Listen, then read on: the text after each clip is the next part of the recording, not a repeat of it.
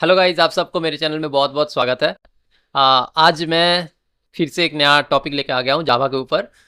तो आज के लेक्चर में हम जो पढ़ेंगे वो होगा हमारा output, variables, data types and input. तो बेसिकली आउटपुट क्या है कि अगर हमें हमारे स्क्रीन में या फिर हमारा जो कंसोल है उसमें अगर हमें कुछ प्रिंट करना रहा या फिर कुछ दिखाना रहा तो हम वो जावा के माध्यम से कैसे दिखाएंगे। ठीक है। दूसरा है वेरिएबल कि किस किस टाइप ऑफ वेरिएबल एग्जिस्ट करता है, उसको लिखने का उसका जो नेमिंग कन्वेंशन है जावा के अंदर वो कैसा है, किस नाम से हम वेरिएबल का नाम रख सकते हैं, क्या क्या किस नाम से हम वेरिएबल का नाम नहीं रख सकते, ये सब हम पढ़ेंगे वेरिएबल्स के अंदर। उसके बाद आ जाता है डेटा टाइप्स। डेटा टाइप्स के अंदर हम पढ़ेंगे कि जावा के अंदर कि किस किस टाइप ऑफ डेटा एग्जिस्ट करता है। जैसे कि मैथमेटिक्स में आप पढ़े होंगे कि इंटीजर एक होता है जिसमें हम कुछ वैल्यू लेते हैं। ठीक है। जो प्लस वैल्यू भी हो सकता है, माइनस वैल्यू भी हो सकता है। तो वैसे ही हमारा जो प्रोग्रामिंग है वहाँ पे भी हमें कुछ वैल्यूज लेने का मौका मिलता है जिसको हम कहते हैं data types, different different data. मतलब मान लीजिए किसी का नाम हो गया, अब वो तो इंटीजर नहीं है, वो तो नंबर से तो डिनोट नहीं होगा ना, वो तो एक स्ट्रिंग हो गया। या आप बोल सकते कि वो कुछ कैरेक्टर का एडिशन हो गया, ABCD ऐसे करके कुछ कैरेक्टर का एडिशन करके जो नाम हमारा बना वो होता है हमारा स्ट्रिंग प्रोग्रामिंग के वर्ल्ड में। तो इस टाइप का बहुत सारा डेटा टाइप्स है जो हम पढ़ेंगे जावा के अंदर। किस किस टाइप का डेटा टाइप्स होता है, decimal type of data types क्या होता है, जैसे कि इंटीजर हो गया वैसे डेसिमल टाइप ऑफ वैल्यू भी आ सकता है। ठीक है। तो ये हम पढ़ेंगे डेटा टाइप्स के अंदर। उसके बाद जो रहता है हमारा वो होता है हमारा इनपुट। ये बहुत ही इंपॉर्टेंट है क्योंकि इनपुट क्या है कि अगर हमें हमारे कोड में कोई भी डेटा, यूजर से अगर कोई डेटा हमें इनपुट के माध्यम से देना रहा कोड को, तो हम वो कैसे करेंगे। मान लीजिए कुछ ऐसा एक फंक्शन आपने बनाया जहां पे आप चाहते हैं कि आपका जो कोड है वो यूजर से इनपुट ले उसके बाद वो रन हो। जैसे कि हमारा कैलकुलेटर होता है, तो कैलकुलेटर में हम क्या करते हैं कि नंबर इनपुट करते हैं, उसके हिसाब से हमारा प्लस होके या माइनस होके जो भी कुछ हम एक एरिथमेटिक एक्सप्रेशन हम कॉल करते हैं उसके बेसिस पे हमारा रिजल्ट आता है। तो इनपुट में भी हम ऐसे ही करेंगे कि हम कैसे इनपुट लेंगे जावा के अंदर, और उसके हिसाब से डिफरेंट डिफरेंट फंक्शन या फिर डिफरेंट डिफरेंट एक्सप्रेशन हम कॉल करेंगे। तो बेसिकली सबसे पहला वाला जो टॉपिक है वो हम पढ़ेंगे वो है आउटपुट। ठीक है। कि जावा में अगर हमें कोई भी चीज़ कंसोल में या फिर हमारे स्क्रीन में प्रिंट करवाना रहा तो हम कैसे करेंगे। ठीक है। तो इसका दो सिंटेक्स आता है। पहला सिंटेक्स है कि system dot out dot print. उसके बाद हमें जो भी चीज़ प्रिंट करना है वो इस प्रिंट वाला जो फंक्शन है इसका देखिए दो, ये यहाँ पे जो दो पैरेंथेसिस है इसके अंदर हमें पास करना होता है। अभी क्योंकि मैं हेलो वर्ल्ड प्रिंट कर रहा हूँ जो कि एक बहुत बड़ा स्ट्रिंग है, तो स्ट्रिंग को अगर हमें प्रिंट करना होता है ये प्रिंट वाला फंक्शन से, तो तब हम उसको डबल कोटेशन के अंदर लिख के पास करते हैं। ठीक है। हमारे पास दो फंक्शन है, एक है system dot out dot print, दूसरा वाला फंक्शन है system dot out dot print LN. दोनों का ही सेम प्रोसेस है, हमें बस जो भी चीज़ प्रिंट करना है हम वो फंक्शन के अंदर एज ए आर्गूमेंट पास कर देंगे। अब यहाँ पे देख सकते हैं कि ये जो सिस्टम वाला जो कीवर्ड है ना, ये सिस्टम वाला कीवर्ड क्या दर्शाता है। ये एक क्लास है जावा के अंदर, एक क्लास है जिस क्लास के अंदर ये वाला प्रॉपर्टीज आती है, ये जो हम प्रिंट कर रहे हैं, ताकि जब हम ये फंक्शन को कॉल करेंगे तो ऑटोमेटिकली हमारा ब्राउजर में ये प्रिंट हो जाएगा। तो ये वाला जो चीज़ें जिस जगह पे ऑलरेडी लिखा हुआ है लॉजिक, मतलब जावा का जो ऑलरेडी प्रोग्रामिंग लॉजिक जो ऑलरेडी जावा के बैकग्राउंड में काम कर रहा है, वो जहाँ पे लिखा हुआ है वहाँ पे ये ऑलरेडी फंक्शन बना हुआ है। ये फंक्शन हमने नहीं बनाया है। ये जो प्रिंट वाला फंक्शन है ये हम लोगों ने क्रिएट नहीं किया, ये जावा के अंदर ऑटोमेटिकली प्रोवाइड करता है, हम बस उसको यूज़ कर रहे हैं, उसके पैकेज के अंदर से उसको लेकर उसको यूज़ कर रहे हैं। तो सिस्टम बेसिकली क्या है, एक क्लास है। अब क्लास क्या है, पैकेज क्या है, ये सब अभी हम इस सब चीज़ों को लेकर अभी इतना ज़्यादा सोचना नहीं है। क्यों?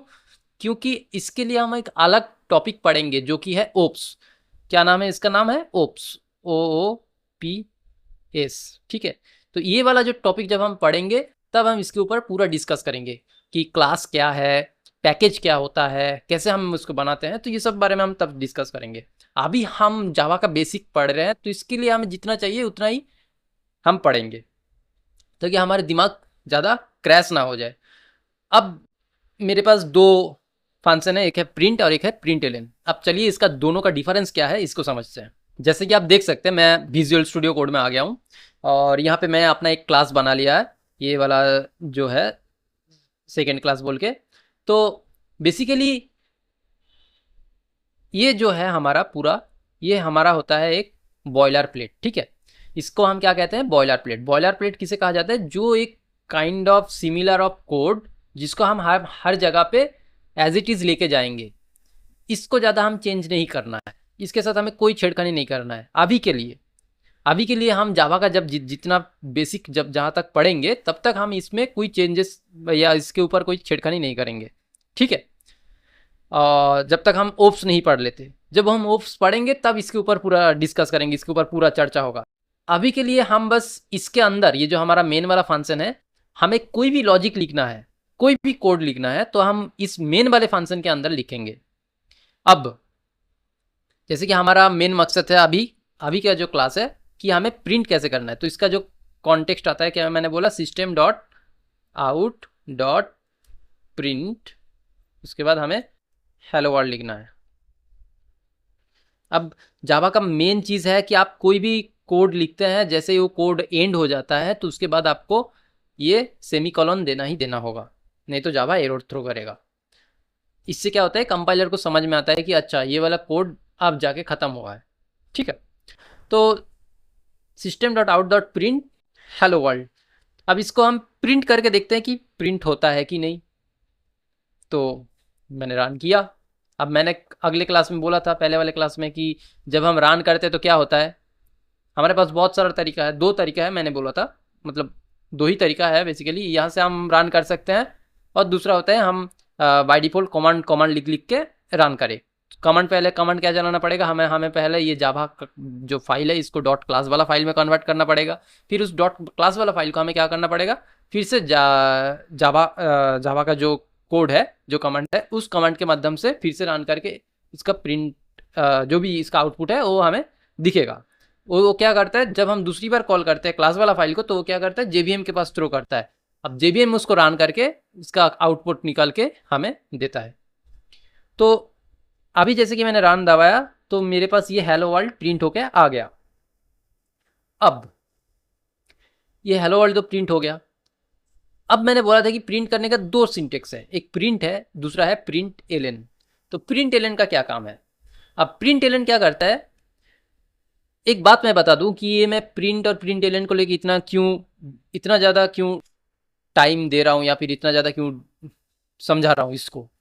क्या है कि डीएसए का सबसे बेसिक वाला जो प्रॉब्लम आपके सामने आएगा, जब आप हम जब डीएसए पढ़ाना स्टार्ट करेंगे तो सबसे पहले वाला जो प्रॉब्लम आएगा वो होता है पैटर्न प्रॉब्लम। तो आपको कुछ जियोमेट्रिकल पैटर्न बनाना पड़ेगा, स्टार देके हो या फिर बेसिकली स्टार से ही बनाना पड़ता है। तो स्टार देके हमें किसी भी टाइप का पैटर्न बनाना पड़ेगा, तब हमें ये वाला चीज़ें बहुत यूज़ होगा कि system dot out dot print use करें या प्रिंट एलन यूज़ करें, तब आपको दिमाग लगाना पड़ेगा, ठीक है। अब वो दिमाग कहाँ पे लगाना पड़ेगा और क्या सोच के आप दिमाग लगाएंगे, इसके लिए आपको जानना पड़ेगा कि प्रिंट कब यूज़ करना है, प्रिंट एलन कब यूज़ करना है। दोनों का देखने का स्ट्रक्चर एक ही है, दोनों ही आउटपुट ही देता है, लेकिन दोनों का तरीका अलग है। तरीका क्या अलग है ये अब मैं बताता हूँ आपको। अब मान लीजिए कि मैं यहाँ पे हेलो वर्ल्ड प्रिंट किया, अब मैं चाहता हूँ कि मेरा नाम भी इसके नीचे प्रिंट हो, तो इसके लिए मुझे क्या करना पड़ेगा, इसको कॉपी करके फिर से पेस्ट कर दिया और उसके बाद हेलो वर्ल्ड को मिटा के मैंने अपना नाम लिख दे रहा हूँ, ठीक है। तो मैंने अपना नाम लिख दिया। अब अगर मैं इसको रन करूंगा तो इसका आउटपुट क्या आएगा,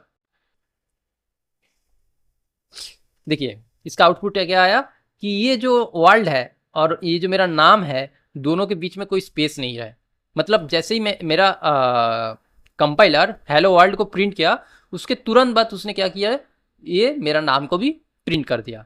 लेकिन मुझे ऐसा नहीं चाहिए, मुझे क्या चाहिए, मुझे चाहिए कि हेलो वर्ल्ड पहले प्रिंट हो, उसके बाद मेरा नाम नीचे वाले लाइन में प्रिंट हो। जैसे कि यहाँ पे हेलो वर्ल्ड प्रिंट हुआ, उसके बाद नीचे वाले लाइन में मेरा नाम प्रिंट होगा, उसके नीचे वाले लाइन में एज इट इज़ जैसे हम प्रिंट करते जाएंगे वैसा वैसा प्रिंट होता जाएगा, ठीक है। अगर हम कुछ और प्रिंट करना चाहते हैं तो 1 बाय 1 लाइन बाय लाइन हम प्रिंट करना चाहते हैं, तो इसके लिए जावा के पास जो मेथड आता है उसको कहा जाता है प्रिंट एलन, ठीक है। अब देखिए, अभी अगर मैं प्रिंट एलन फंक्शन को दूसरे वाले के साथ कॉल करूंगा, ठीक है, देखिए प्रिंट एलन फंक्शन में मेरे नाम के साथ लगाया, मतलब मेरे नाम को प्रिंट एलन फंक्शन के अंदर भेजा। अब इसका आउटपुट देखिए, तो पहले इसका आउटपुट देख लेते हैं। जैसे कि इसको रन करने से पहले का जो आउटपुट आया तो वो आया हेलो वर्ल्ड रुद्रोनील। उसके बाद ये वाला जो पोर्शन है, देखिए ये जो इसको कहते हैं कि फाइल का डायरेक्टरी, किस डायरेक्टरी के अंदर हम है। जैसे हम कंसोल में रहते हैं तो हमारा फाइल क्या होता है कि हमारा हम पर्टिकुलर किसी एक डायरेक्टरी के अंदर रहते हैं, तो डायरेक्टरी को नाम यहाँ पे दर्शाता है ये। अब ये मेरा जो है रुद्रोनील @रुद्रोनील, ये मेरा सिस्टम का नाम है, ठीक है। तो ये नाम को लेकर जो मेरा लैपटॉप का कॉन्फ़िगरेशन है, जो मेरा लैपटॉप का सीरियल नंबर है, जो कुछ भी है, ये सब लेके वो एक दिखा रहा है। अब जैसे ही मैं यहाँ पे एलियन लगाया तो अब क्या होगा कि मेरा आउटपुट जैसा था वैसा ही रहेगा, मतलब हेलो रुद्र वर्ल्ड, उसके बाद स्पेस नहीं रहेगा या ना ही मेरा नाम नीचे वाले लाइन में आएगा, दोनों एक साथ मार्ज होकर ही रहेगा। बस ये क्या होगा, ये जो रुद्रोनील है, ये वाला जो पोर्शन है यहाँ से लेके यहाँ तक, ये नीचे आ जाएगा, ठीक है। अब देखिए इसको मैं रन करता हूँ तो क्या हुआ, ये हेलो वर्ल्ड रुद्रोनील। उसके बाद ये वाला जो पोर्शन टच होके आ रहा था इससे पहले, अब ये अलग हो गया। लेकिन मेरा जो मकसद था, हेलो वर्ल्ड पहले प्रिंट होगा, रुद्रोनील उसके बाद प्रिंट होगा, ये लेकिन ऐसा नहीं हुआ। अब ये क्यों नहीं हुआ, अब इसको समझते हैं। देखिए प्रिंट एलन फंक्शन का काम ही है प्रिंट करना, उसके बाद क्या करना, जो हमारा कर्सर है उसको नीचे वाले लाइन में धकेल देना, ठीक है। अब जैसे ही मैंने पहले वाले लाइन में प्रिंट करा, मैंने तो एलन तो नहीं लगाया था हेलो वर्ल्ड के बाद, तो क्या किया, हमारा कर्सर जिस लाइन में था उसी लाइन में रहे, वो लाइन चेंज नहीं किया। फिर उसके बाद दूसरा वाला कोड जब कंपाइलर पढ़ा system.out.println, तो उसके बाद उसने रुद्रोनील को प्रिंट कर दिया। अब क्योंकि वो कर्सर हमारा पहले से ही उसी लाइन में था, तो मेरा रुद्रोनील अब ऑब्वियसली बात है कि उसी लाइन में प्रिंट होगा। अब रुद्रोनील प्रिंट होने के बाद, क्योंकि रुद्रोनील वाला ये जो चीज़ हम प्रिंट कर रहे थे वो प्रिंट एलन वाले के साथ कर रहे थे, तो प्रिंट एलन फंक्शन ने क्या किया, प्रिंट करने के बाद मेरा नाम जैसे ही उसने प्रिंट किया, उसके बाद उसने क्या किया, हमारा जो कंपाइलर है उसको नीचे वाले लाइन में धकेल दिया, क्योंकि हमने यहाँ पे एलन लिखा है। तो प्रिंट एलन फंक्शन क्या करता है, पहले प्रिंट करता है, उसके बाद उसको नीचे वाले लाइन में पुश अप कर देता है। तो इसीलिए हमारा जो यहाँ पे ये जो सिस्टम का जो डायरेक्टरी है, किस डायरेक्टरी के अंदर हम है टर्मिनल के, वो जो डायरेक्टरी का नाम था पूरा, वो हमें नीचे लाइन में दिखने लगा। तो अभी अगर हमें हेलो वर्ल्ड के बाद चाहता हो कि हमारा नाम नीचे वाले लाइन में आए, तो इसका मतलब ऑब्वियसली है कि पहले हेलो वर्ल्ड प्रिंट हो, उसके बाद हमारा जो कर्सर है वो नीचे वाले लाइन में आ जाए। तो इसके लिए हम क्या करेंगे, हेलो वर्ल्ड का जो प्रिंट वाला फंक्शन है उसके साथ ही हम एलियन लगा देंगे, ठीक है। और उसके बाद सेव करते हैं और उसके बाद रन करते हैं। अब देखिए हमारा जो हेलो वर्ल्ड एक अलग लाइन में लेकर आया, मेरा नाम एक अलग लाइन पे लेके आया, ठीक है। एज इट इज़ अगर आप चाहे तो यहाँ पे एलियन हटा के, अगर आप चाहते हैं कि दोनों एक साथ ही रहे लेकिन दोनों के बीच में एक स्पेस आ जाए, तो आप यहाँ से भी स्पेस दे सकते हैं ऐसे करके। अब अगर मैं प्रिंट करूँगा तो इसका आउटपुट आएगा हेलो वर्ल्ड रुद्रोनील। अब अगर चाहते हैं कि मैं यहाँ पे प्रिंट एलियन ना दे के भी मैं इसको, ये मेरा जो नाम है इसको नीचे वाली लाइन में प्रिंट करूँ, कैसे करना है, ठीक है। कोई ऐसा कुछ है तगड़ू जुगाड़, तो इसका भी एक जुगाड़ है। जैसे कि यहाँ पे आपको क्या करना है, /n देना है। अब यहाँ पे आप जैसे ही /n देंगे और उसके बाद यहाँ पे रन करेंगे, देखिए क्या हुआ, हेलो एक लाइन में प्रिंट हुआ, वर्ल्ड एक लाइन में प्रिंट हुआ। अब क्योंकि मैंने वर्ल्ड के बाद /n या फिर एलियन नहीं लगाया, इसलिए ये जो मेरा डायरेक्टरी वाला जो नाम है ये उसी के साथ ही अटैच होके आ गया। अब अगर मैं यहाँ पे भी /n लगा दूँ तो अब क्या होगा,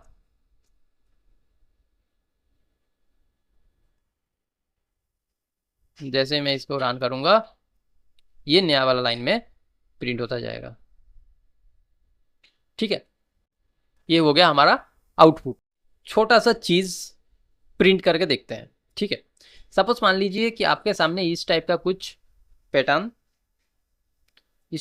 पैटर्न आपके सामने दिया गया है, जहाँ पे पहले लाइन में एक स्टार प्रिंट होगा, ठीक है। यहाँ पे फर्स्ट स्टार, नीचे वाले लाइन में क्या होगा, नीचे वाले लाइन में हमारे पास 2 स्टार प्रिंट होगा, तीसरे वाले लाइन में हमारे पास 3 स्टार प्रिंट होगा और चौथे वाले लाइन में हमारे पास 4 स्टार प्रिंट होगा। तो इसको अगर हमें जावा के system.out.print वाला जो मैंने लॉजिक बोला उससे अगर हमें प्रिंट करना है तो हम कैसे करते हैं देखते हैं। चलिए अब मैं इसको हटा देता हूँ, ठीक है। अब मैं लिखता हूँ system.out.println डॉट प्रिंट, उसके बाद एक स्टार। अब देखिए इसके बाद हमें क्या करना पड़ेगा, सेमीकोलन देना पड़ेगा, ये मस्ट है, मैंडेटरी है। अब मैं क्या बोला, दूसरे वाले लाइन में आना पड़ेगा और उसमें 2 स्टार देना पड़ेगा। अब दूसरे वाले लाइन में आके 2 स्टार मतलब लाइन चेंज। तो लाइन चेंज के लिए हमें क्या करना पड़ेगा, यहाँ पे जाके या तो हमें यहाँ पे एल देना पड़ेगा या फिर यहाँ पे प्रिंट रख के यहाँ पे बैकस्लैश इन देना पड़ेगा। ठीक है, तो मान लीजिए मैं अगर यहाँ पे एल दे देता हूँ, अभी कि मैं एल चला के काम करता हूँ, तो यहाँ पे एल देने के बाद दूसरे वाले लाइन में मैं लिखता हूँ 2 स्टार।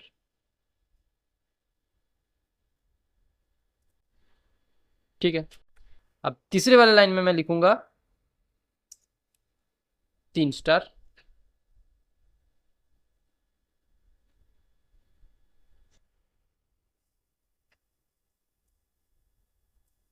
और चौथे वाले लाइन में मैं लिखूंगा टोटल 4 स्टार।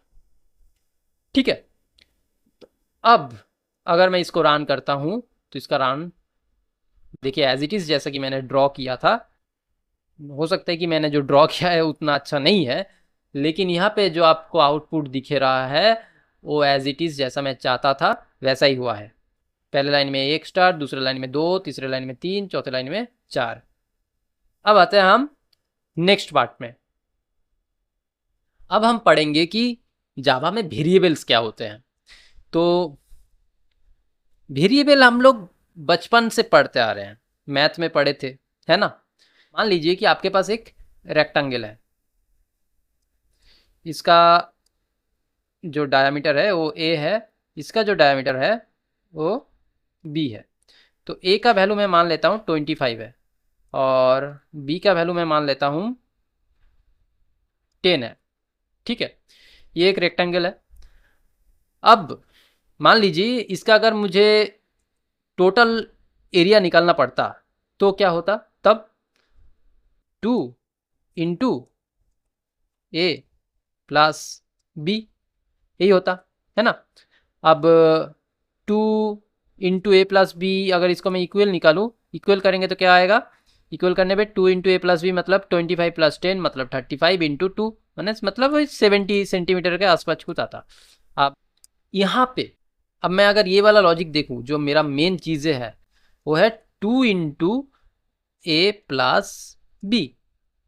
अब ये 2 क्या है, 2 एक कांस्टेंट वैल्यू है, इसको क्या कहते हैं हम, कांस्टेंट।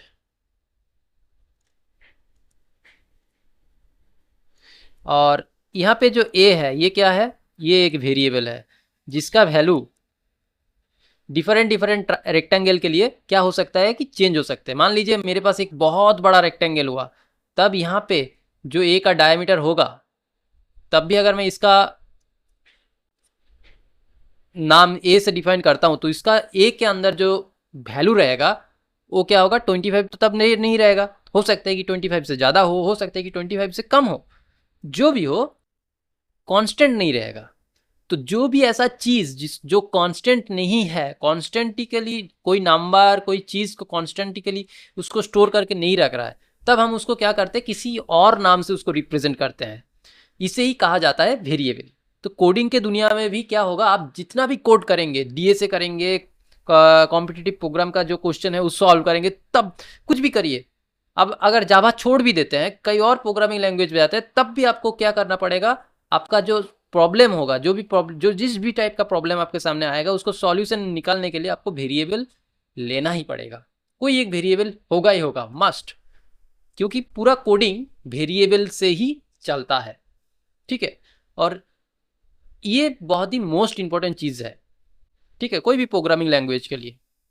अब ये जो ए है मेरा, ये एक वेरिएबल हो गया, ये बी एक वेरिएबल हो गया। अभी तो उसने 25 और 10 को स्टोर करके रखा है, हो सकता है कि बाद में ये 35 को स्टोर करके रखे, हो सकता है कि इसको बाद में 12 स्टोर करके रखे बी, तो इसीलिए इसको कहा जाता है वेरिएबल। तो 2 था कांस्टेंट, ए और बी ये सब क्या है, वन काइंड ऑफ वेरिएबल है। जैसे कि मैथ्स में हम पकड़ते थे ना, मान लेते हैं कि इसका एज है 20, तो जिसका एज हम 20 मान रहे थे उसको क्या कहते थे, एक्स पकड़ के चलते थे। मान लेते हैं कि ये एक्स है, या इसका वैल्यू हो सकता है कि एक्स, बाद में जाके हम उसका वैल्यू निकालते थे, है ना। तो इस टाइप का जो प्रॉब्लम हम लोग सॉल्व किए थे मैथ में, तो वहाँ पे हम वेरिएबल लेते थे, एज्यूम करते थे कोई भी चीज़ को। तो ऐसे ही यहाँ पे भी हम लोग कोडिंग की दुनिया में भी हम जिस चीज़ से हम उसको रिप्रेजेंट करेंगे, जिस नाम से हम इसको रिप्रेजेंट करेंगे, उसको कहा जाता है वेरिएबल। अब चलिए इसको कोड की मदद से समझते हैं कि ये कोड में कैसे होता है। अब मैं ये जो पहला वाला कोड है इसको मैं कमेंट आउट कर देता हूँ। अब क्योंकि हमें चारों टॉपिक एक ही साथ पढ़ना है, तो इसके लिए हमें पहला वाला जो लॉजिक है उसका हम नहीं मिटाएंगे, वो जैसा था एज इट इज़ वैसा ही रहेगा।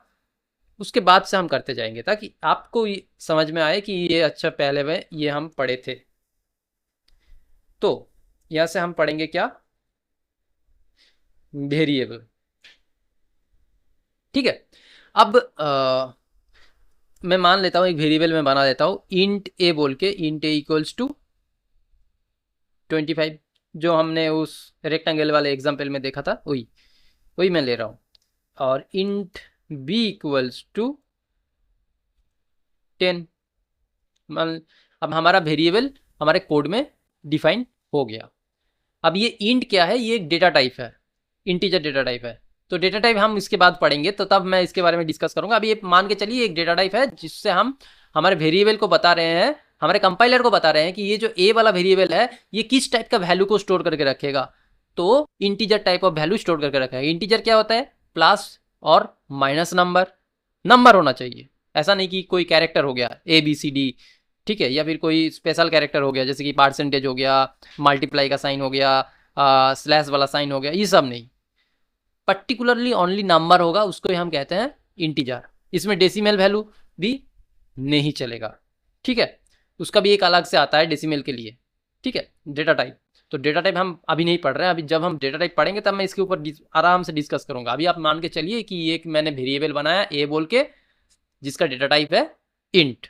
अब ये हमारा जो कोड है, ये कोड में कैसे बैकग्राउंड में काम करता है इसको मैं थोड़ा सा दिखाता हूँ, ठीक है। किसी को अगर समझ में नहीं आए तो कोई बात नहीं, ठीक है, ये इतना ज़्यादा इंपॉर्टेंट नहीं है, बट कोशिश करिए कि जो मैं समझाना चाहता हूँ वो आप समझ पाओ, ठीक है। मैं एकदम अच्छे से समझाऊंगा इस चीज़ को कि ये बैकग्राउंड में कैसे काम करता है। तो जब भी हम हमारे कोड में, मान लीजिए मैंने दो वेरिएबल बनाया, एक इंट ए इक्वल्स टू 25 और इंट बी इक्वल्स टू 10। अब मान लीजिए जैसे ही मैंने ये दो वेरिएबल बनाया, उसके बाद जब मैं रन करूंगा कोड को, तो क्या होगा, हमारा कोड कहाँ पे जाएगा, रैम के पास जाएगा, रैम में कुछ जगह लेगा। अब रैम में जाने के बाद वो कंपाइलर क्या करेगा, इस कोड को रन करना स्टार्ट करेगा। तो पहले लाइन में वो क्या देखेगा, हमने एक वेरिएबल लिया है इंट ए बोल के, जिसके अंदर क्या हम किया है, वैल्यू 25 को स्टोर किया है। अब वो क्या करेगा, हमारा जो रैम होता है, रैम क्या होता है, एक पर्टिकुलर मेमोरी होता है जो ऑल टाइम रन होता रहता है, ठीक है, जो मेमोरी हमेशा रन होता रहता है। तो वो क्या होता है, हमारा जो मेमोरी होता है, मान लीजिए ये हमारा एक पर्टिकुलर मेमोरी है, मेमोरी ब्लॉक है, ठीक है। अब इस मेमोरी ब्लॉक के अंदर बहुत सारा छोटे छोटे ब्लॉक होता है, ऐसे करके, ठीक है, ऐसे करके बहुत सारा छोटे छोटे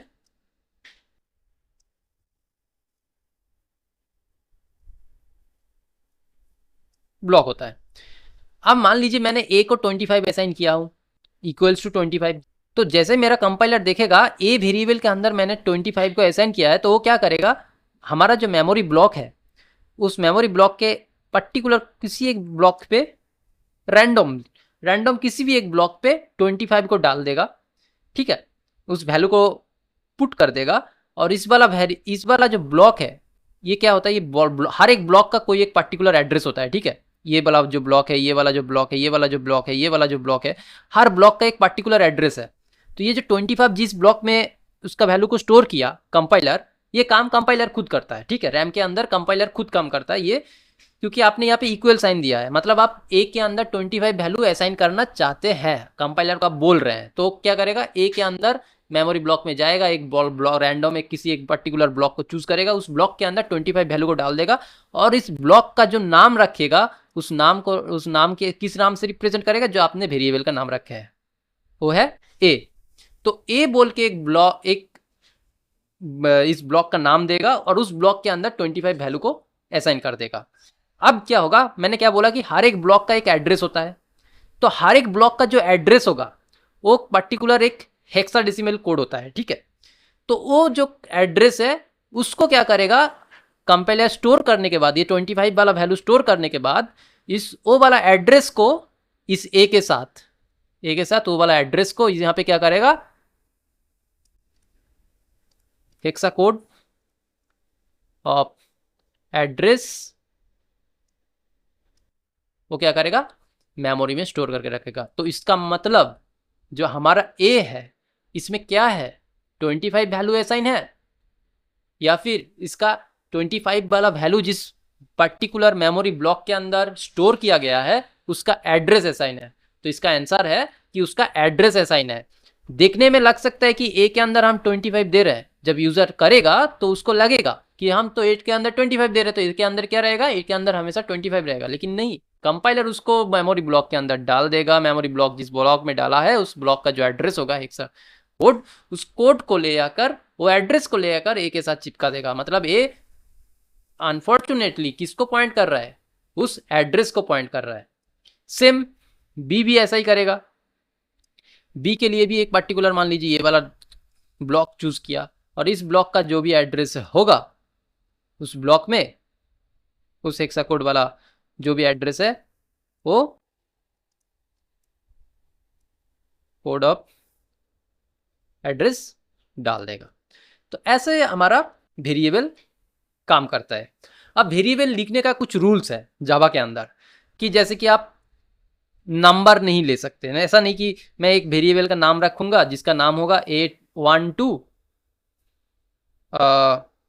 ABC इक्वल्स टू 25, ऐसा नहीं हो सकता। मतलब इंट 12 ABC इक्वल्स टू 25 या फिर 36 चाइना टाउन 25 इंट करके, तो इस टाइप से नाम आप नहीं रख सकते। क्या है कि इसमें एरर क्या आएगा कि आप कभी भी किसी भी वेरिएबल के पहले नंबर से असाइन नहीं कर सकते। हाँ, अगर आप चाहे तो ऐसा नाम रख सकते हैं A1 या फिर ABC, जैसे कि मैंने यहाँ पे लिखा था 12 ABC, यहाँ पे आप लिख सकते हैं ABC 12, उसके बाद आप 25 असाइन कर सकते हैं। टाइप में दे दिया इंट डेटा टाइप, ठीक है। तो इंट ABC 12 इक्वल्स 25, ऐसे भी आप वेरिएबल को स्टोर कर सकते हैं, ठीक है। तो नंबर आप नहीं ले सकते हैं, आप अंडरस्कोर ले सकते हैं पहले, अंडरस्कोर ABC इक्वल्स टू 36, ये भी आप कर सकते हैं। जैसे कि मैं विजुअल VS कोड में दिखा देता हूँ आपको कि किस किस टाइप ऑफ वेरिएबल आप यहाँ पे असाइन कर सकते हैं। मान लीजिए मैं एक और नया वेरिएबल बनाया, int underscore ABC equals to 90, ठीक है। तो ये भी आप कर सकते हैं, इसमें भी कोई प्रॉब्लम नहीं है, ठीक है। आप चाहे तो इसका वैल्यू यहाँ पे सिस्टम डॉट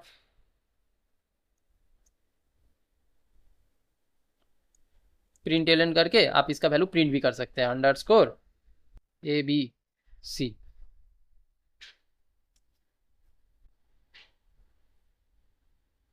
हमारा प्रिंट हो गया, कोई एरर नहीं है। लेकिन अगर आप यहाँ पे अंडरस्कोर के जगह पे मान लीजिए 1 2 3 देंगे तो यहाँ पे एरर आ जाएगा। और एरर का अगर आप पढ़ेंगे तो क्या बोल रहा है कि syntax error on token 1 2 3 deleted token, मतलब वो समझ ही नहीं पा रहा है, कंपाइलर समझ ही नहीं पा रहा है कि 1 2 3 देकर आप क्या बनाना चाहते हैं। जबकि आप डेटा टाइप दिए हैं तो डेटा टाइप के बाद उसको इतना समझ में आता है कि डेटा टाइप देने के बाद हम लोग क्या करते हैं, वेरिएबल का नाम देते हैं। तो इस टाइप का वेरिएबल का नाम एग्जिस्ट नहीं करता, इस टाइप का टोकन हम लोग हमारे कोड में कभी भी एग्जिस्ट नहीं करते। तो आपको क्या करना पड़ेगा, यहाँ पे या तो ABC नाम दीजिए, ABC 1 दे सकते हैं, ABC 1 2 दे सकते हैं, कुछ भी दे दीजिए। तो जैसे कि आप यहाँ पे डॉलर देके भी नाम रख सकते हैं कि पहले डॉलर दिए तो भी कोई प्रॉब्लम नहीं होएगा। देखिए कोई एरर थ्रो नहीं कर रहा है। अब क्या क्या बोला मैंने, पहले आप या तो अंडरस्कोर दीजिए, बाद में दीजिए, कोई प्रॉब्लम नहीं है। पहले आप डॉलर दीजिए, नाम के बाद में डॉलर दीजिए, तब भी ले रहा है। लेकिन कुछ स्पेशल कैरेक्टर है, जैसे कि मैं अगर हैशटैग देने की कोशिश करूंगा तो शायद नहीं लेगा। देख रहे, हैशटैग, कोई others kind of special character जो जैसा कि डॉलर और अंडरस्कोर को छोड़ के कोई भी किसी भी टाइप का स्पेशल कैरेक्टर को ये अलाउ नहीं करता। ठीक है, तो कुछ रूल्स है, और भी रूल्स क्या क्या है ये हम पढ़ते पढ़ते जानेंगे। तो अभी के लिए वेरिएबल इतना ही रखते हैं। अब हम आते हैं इसका नेक्स्ट वाला टॉपिक जो है डेटा टाइप्स।